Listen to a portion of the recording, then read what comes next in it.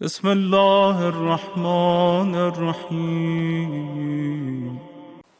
آج مطلع نیرین ہے، آج جشن میلاد نورین ہے۔ آج جس قدر بھی آپ حضرات جشن مسرت منائیں، منعقد کریں، کم ہے۔ سجدہ شکر سے آج کی رات کو معمور کریں۔ حضرت آیت اللہ العظمیٰ امام خمینی رضوان اللہ تعالی علیہ، قرآن مجید سے متعلق ان کا یہ جملہ مشہور ہے، اور میں کم سے کم اسے کئی مرتبہ ممبر سے پڑھ چکا ہوں، کہ انہوں نے قرآن سے متعلق فرمایا تھا کہ قرآن مجید اتنی بڑی نعمت الہیہ ہے کہ اس ایک نعمت کے حصول پر اگر ایک مرد مسلم، مرد مومن اپنی پوری زندگی ایک سجدہ شکر میں گزار دے تو بھی حق شکر ادا نہیں ہو سکتا۔ اگر یہ جملہ اپنی جگہ درست ہے اور ہے، تو جب اس قلب تک رسائی ہو جائے جس قلب پر یہ قرآن نازل ہو، تو پھر وہ کتنی بڑی نعمت ہے، اور اس نعمت کے حصول پر کتنا سجدہ شکر ادا کرنا چاہیے۔ اور پھر جب صرف وہ قلب میسر نہ آئے، صرف وہ شخصیت میسر نہ آئے جس پر قرآن نازل ہوا، بلکہ وہ شخصیت بھی میسر آ جائے جو پیغام قرآن کو قیامت تک محفوظ کرنے والی ہو،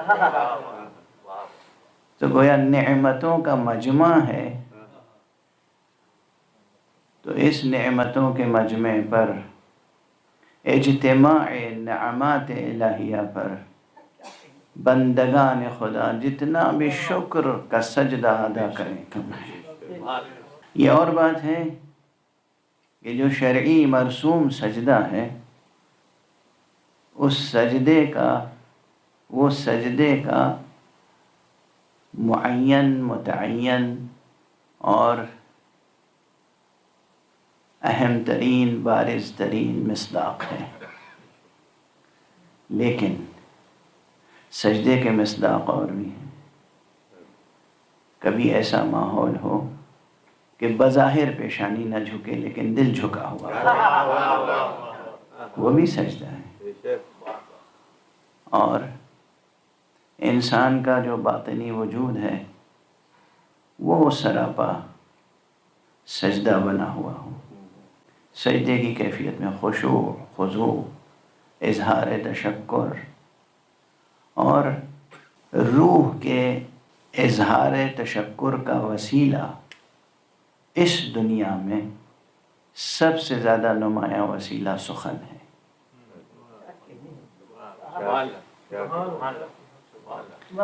روحانی کیفیات کے اظہار کا سب سے نمایاں وسیلہ سخن ہے، کلام۔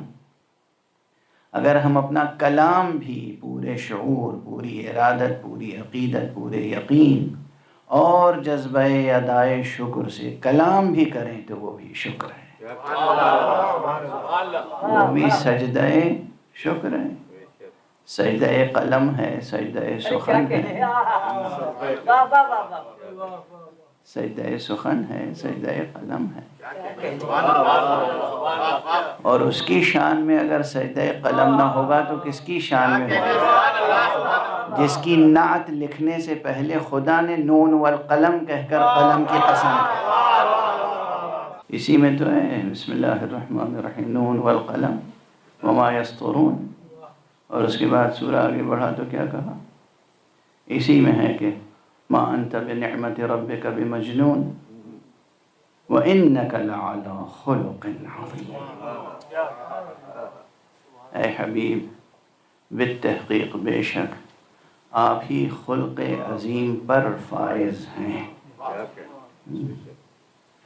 یہ میں کہیں اس سے پہلے بھی عرض کر چکا ہوں کہ خلق عظیم پر فائز ہیں کہ یہ معنی نہیں ہے کہ ہماری نگاہ میں جو خلق عظیم کا درجہ ہے وہ آپ کو حاصل ہے. نہیں، ہماری نگاہوں میں جو خلق عظیم کا درجہ ہے وہ حضور کے قدموں کے نیچے ہے. آپ اس پر فائز ہیں، یعنی اس سے وہاں سے آپ کے اخلاق کی منزلیں بلند سے بلند ہیں. ہمارے یہاں تو ہم میں سے اکثر افراد ہم ناقص، خاکی، خاطی، گناہگار انسان. تو ہم کیا اور ہمارا شعور اخلاق کیا، ہم کیا اور ہمارا تصور اخلاق کیا. تو ہمارے یہاں جو تصور اخلاق میں اب کیا عرض کریں، بیشتر سب کچھ ہوتا ہے سوائے صدق کے. آپ عملاً معاشرے کو دیکھ لیجیے، سب سے با اخلاق وہی سمجھا جاتا ہے جو سچ نہ بولے، چونکہ سچ کڑوا ہوتا ہے. عموماً کیا ہے، بہت با اخلاق انسان ہے، یعنی ہر ایک کے ساتھ. سب سے بڑا نقص تصور اخلاق کا یہ، ایک با اخلاق انسان ہر ایک کے ساتھ سازگار ہو ہی نہیں سکتا. اچھے کے ساتھ وہ اچھا ہوگا، برے کے ساتھ اچھا نہیں ہو سکتا. تو ہمارا جو تصور اخلاق ہے بہت ناقص ہے. مصطفیٰ صلی اللہ علیہ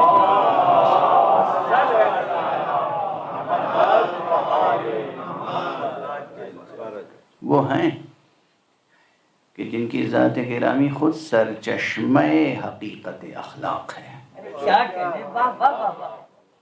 جو چیز ان کی زندگی میں نظر آ جائے وہی حسن اخلاق ہے، وہی کمال اخلاق ہے. جو شے ان کی زندگی اور ان کی سیرت میں نہیں ہے اس کا اخلاق سے کوئی تعلق نہیں ہے. ان کے نقش سیرت میں کسی چیز کا پایا جانا معیار ہے کہ یہ چیز اخلاقی ہے. جب بھی ہم لوگ گفتگو کرتے ہیں تو عموماً الزام یہی دیا جاتا ہے کہ آپ اپنے رسول اور اپنے نبی کی مدح میں غلو سے کام لیتے ہیں، مبالغے سے کام لیتے ہیں. اور غیر تو غیر، اب اپنوں میں بھی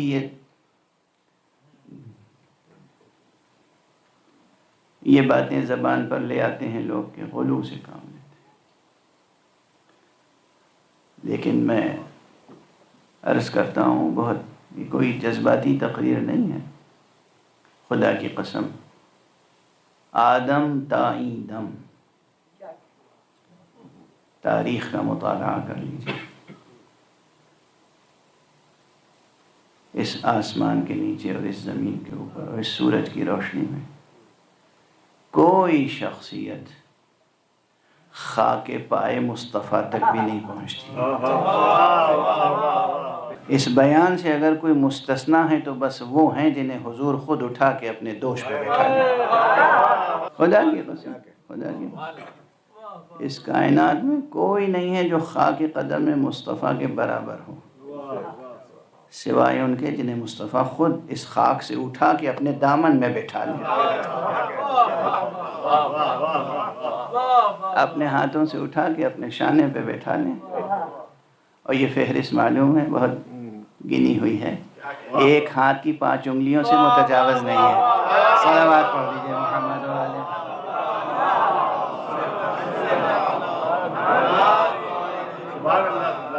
وہ جو شاعر عجم نے کہا ہے وہ مصرع بار بار میں زبان پہ لاتا ہوں، پڑھتا ہوں تقریروں میں، مگر مصرع ایسا ہے کہ وہ کبھی فرسودہ ہو ہی نہیں سکتا، جیسے اس میں جوہر معنی قرآن سمو گئے ہیں. یہ توفیق الہی ہے. بعد از خدا بزرگ توئی قصہ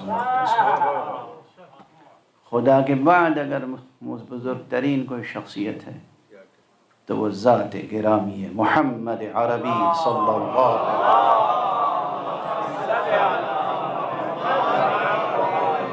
کس طریقے سے حضور کی عظمت کو اللہ نے قرآن میں بیان فرمایا. من جملہ اس کے ایک یہ فقرہ ہے جو میں نے آج سورہ مبارک ہے آل عمران کا فقرہ ہے، ایک آیت کا شروع کا فقرہ میں نے صرف تلاوت کرنے کا شرف حاصل کیا خطبے کے بعد. ارشاد الہی ہے وما محمد الا رسول، محمد کچھ نہیں ہے مگر یہ کہ ہمارے رسول ہیں۔ یہ آیت خود بتاتی ہے کہ جو لوگ یہ نظریہ قائم کیے ہوئے ہیں کہ سرکار رسالت میں آپ کی زندگی اور سیرت کے دو جنبے ہیں، دو پہلو ہیں، ایک نبوت کا پہلو ہے، ایک بشری پہلو ہے، اس کی نفی ہو گئی۔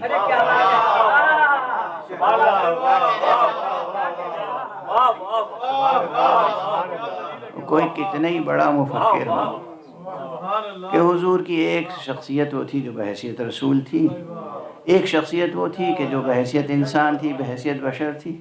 اللہ فرما رہا ہے وما محمد الا رسول، محمد کچھ نہیں ہے مگر یہ کہ وہ رسول ہے۔ وہ جو بشری شخصیت نظر آتی ہے، کل کی ایک تقریر میں نے عرض کیا تھا کہ سرکار رسالت میں آپ کی ذات گرامی وہ ہے کہ جس نے حقیقت نبوت کو بشری تشخص بخشا ہے۔ اب یہ فقرہ ظاہر ہے کہ تھوڑی سی تشریح کل کی تھی، مگر یہ بڑی تشریح چاہتا ہے۔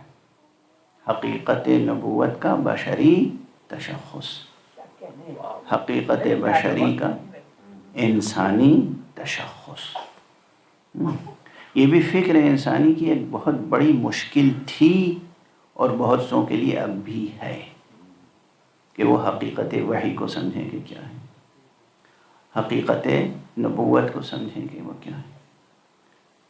اور اسی لیے قرآن مجید میں سورہ مبارک کہف کی آخری آیت جو ہے مثلا کہ قل انما انا بشر مثلکم یوحی الی انما الہکم الہ واحد فمن كان يرجو لقاء ربه فليعمل عملا صالحا ولا يشرك بعبادة ربه احدا۔ یہ آیت بہت غور طلب ہے۔ قل انما انا بشر مثلکم، کہہ دیجئے کہ میں تو بس تمہارے جیسا بشر ہوں۔ یہاں بہت بحث ہے، اس فقرے کو سمجھ کے یہ نہیں سمجھنا چاہیے، اس فقرے کو پڑھ کے یہ نہیں سمجھنا چاہیے کہ حضور بس بشر ہیں، نہیں، حضور کی حقیقت وہی ہے، وہ حضور بس رسول ہے۔ دونوں جگہ اسلوب بیان جو ہے جس قوت کے ساتھ ہے، اس میں جس پہلو کو نمایاں کیا گیا ہے وہ یہ کہ دونوں کو جب ملائیں گے، انما وما محمد الا رسول قل انما انا بشر مثلکم، جب دونوں آیتوں کے ضمن میں تمام مطالب کو سمیٹیں گے تو یہی فقرہ بنے گا کہ رسول وہ ہیں جنہوں نے حقیقت نبوت کو انسانی تشخص بخشا۔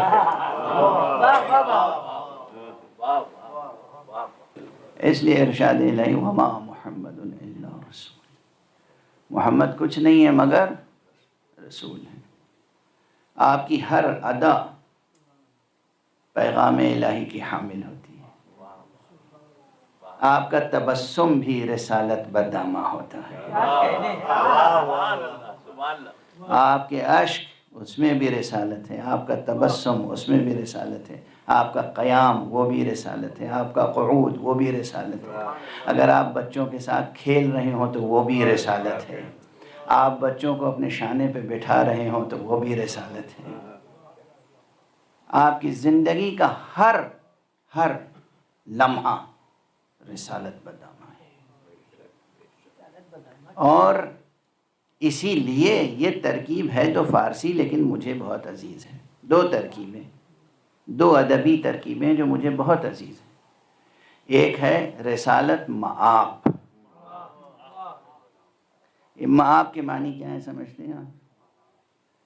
رسالت مآب، یہ لفظیں اور بھی یہ ترکیب آتی ہے مآب کے ساتھ، اور بھی الفاظ، عزت مآب اور جلالت مآب اور غفران مآب اور رضوان مآب اور رسالت مآب اور بہت سے اس طرح سے الفاظ و کلمات ہیں، لیکن اصل میں یہ لفظ وہاں آتا ہے کہ جہاں کوئی حقیقت جا کر تمام ہوتی ہے۔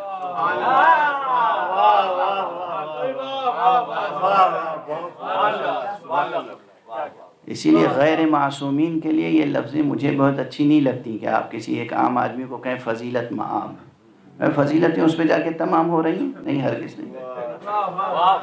کوئی معصوم ہو تو کہا جائے فضیلت مآب۔ اللہ کی رسالت جہاں جا کے تمام ہوتی ہے وہ ہے رسالت مآب۔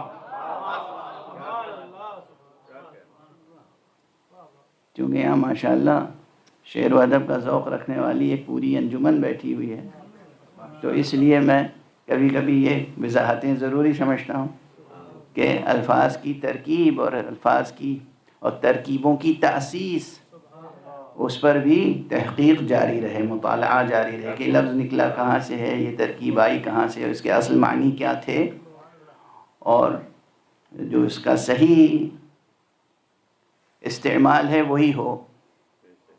تو ایک یہ ترکیب ہے رسالت مآب۔ رسالت تمام ہو گئی کس ذات پر جا کر؟ محمد ابن عبداللہ، محمد ابن عبداللہ، محمد ابن عبداللہ صلی اللہ علیہ وآلہ وسلم۔ برائے خوشنودی محمد و آل محمد بلند تر صلوات۔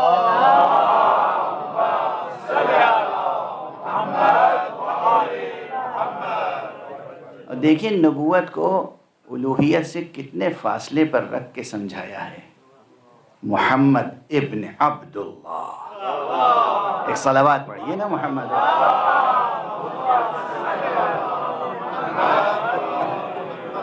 ایک اور صلوات پڑھ دیجئے محمد۔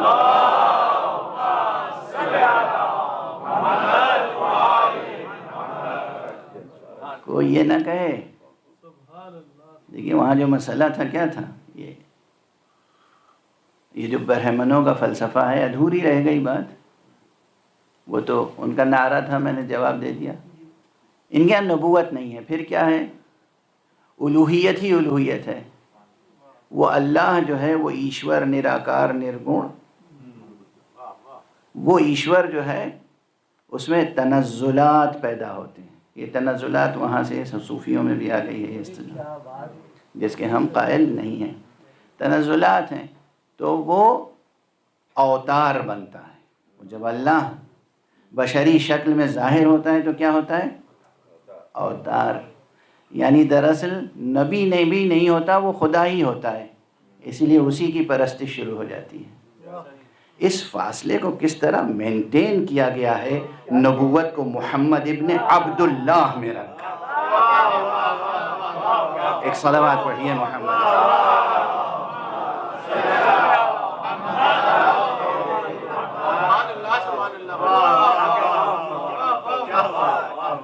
اس خاندان کے ناموں کی بھی حقیقت سمجھنے کی ضرورت ہے۔ عبداللہ کا نام عبداللہ کیوں تھا؟ عبد المطلب کا نام عبد المطلب کیوں تھا؟ ابو طالب کا نام ابو طالب کیوں تھا؟ محمد کا نام محمد کیوں تھا؟ علی کا نام علی کیوں تھا؟ فلسفے پوری کتاب لکھی جا سکتی ہے صرف اس موضوع پر کہ ان کا نام یہ کیوں تھا۔ اس نام میں کتنے اسرار ہیں، نام محمد میں کتنے اسرار ہیں، اور نام عبداللہ میں کتنے اسرار ہیں۔ ایک صلوات پڑھ دیجئے۔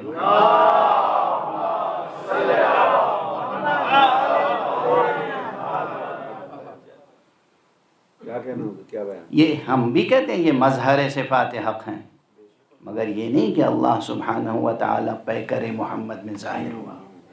یہ شرک ہے، یہ کفر ہے، یہ زندقہ ہے۔ علی مظہر صفات خدا ہیں، مگر اس کے یہ معنی نہیں کہ اللہ جو ہے پیکر علی میں جلوہ فرما۔ یہ کفر ہے، یہ شرک ہے۔ اللہ اللہ ہے، محمد محمد ہیں، علی علی ہیں۔ علی تمام مخلوقات میں اتنے بلند ہیں اور اتنے وزین ہیں کہ ان کا وزن کوئی اٹھا نہیں سکتا سوائے اس کے جس کے قلب نے قرآن کا وزن اٹھایا۔ صلوات پڑھ دیجئے محمد۔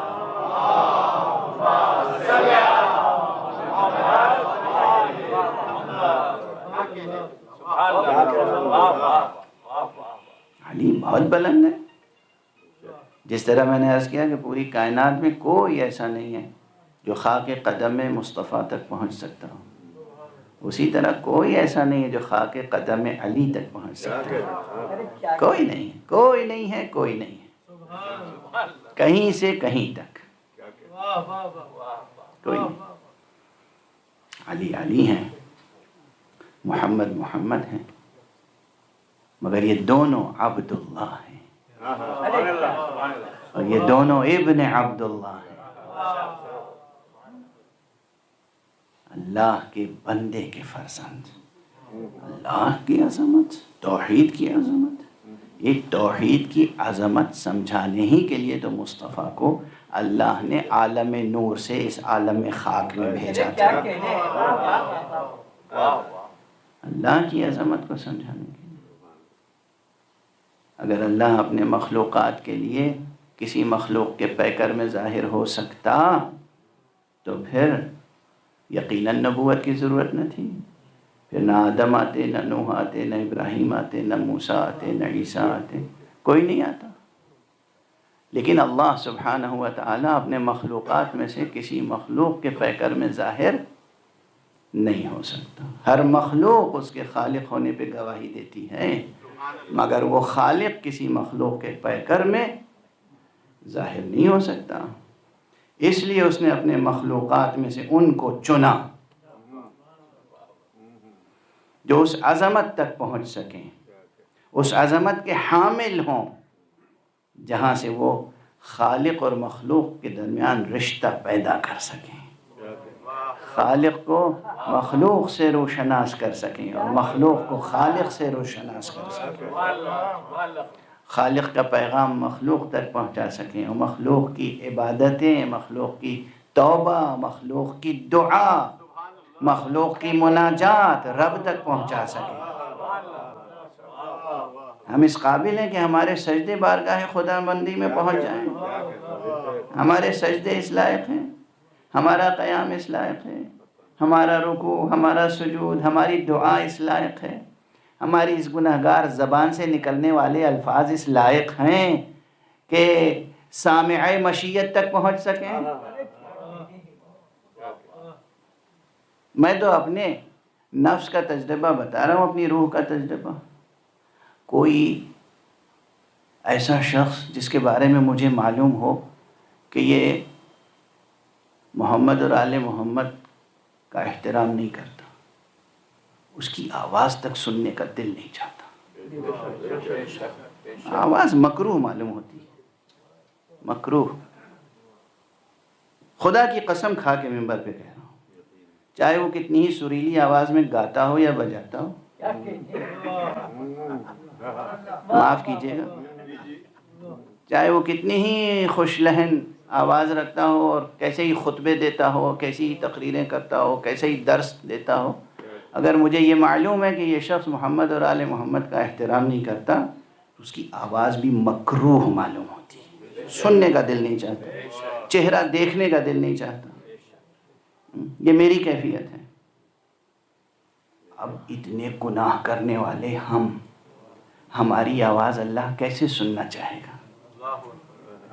ٹھیک ہے وہ رب ہے، وہ خالق ہے، سب کی سنتا ہے، سننے کا وعدہ کیا ہے، مگر ہم اپنی حیثیت بھی تو دیکھیں. ہماری آواز اس قابل ہے کہ وہ سنے، اس تک پہنچے. ہمارے سجدے اس لائق ہیں کہ اس تک پہنچیں. ہماری نمازیں، ہماری طاعتیں.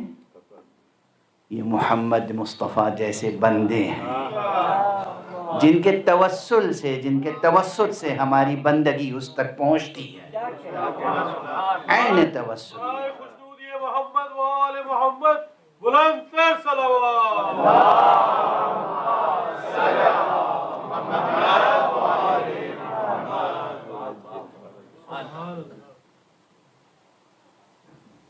خدا کی قسم، خدا کی قسم. بھائی یہ علمی بحثیں ہیں لیکن خطیبانہ اسلوب میں کسی صورت سے ادا کر دیتا ہوں کہ باب توحید میں کئی بار یہ جملہ کہا ہے. باب توحید میں سب سے بڑا مسئلہ یہ نہیں ہے کہ خدا کا ہونا اور ایک ہونا ثابت کیا جائے، سب سے بڑا مسئلہ یہ ہے کہ خدا کا وسیلہ ثابت کیا جائے کہ کون ہے.